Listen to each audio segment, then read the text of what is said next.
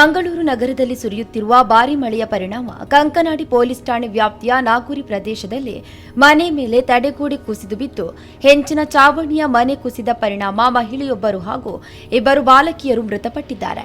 ಘಟನೆ ಸಂಭವಿಸಿದ ವೇಳೆ ಮನೆಯಲ್ಲಿ ಒಟ್ಟು 6 ಮಂದಿ ಇದ್ದರು.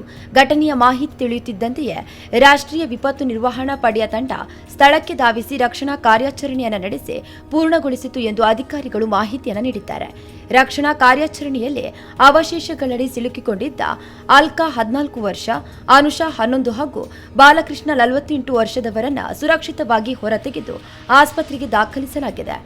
ಇದೇ ವೇಳೆ ಅವಶೇಷಗಳಡಿ ಸಿಲುಕಿದ್ದ ಶಾಂತ 46 ವರ್ಷ, ಅನಾಮಿಕ ಚೌರಾಸಿಯಾ 8 ವರ್ಷ ಹಾಗೂ ಪರಿ 4 ವರ್ಷದವರನ್ನ ಹೊರತೆಗೆದಾಗ ಅವರು ಮೃತಪಟ್ಟಿರುವುದು ದೃಢಪಟ್ಟಿದೆ.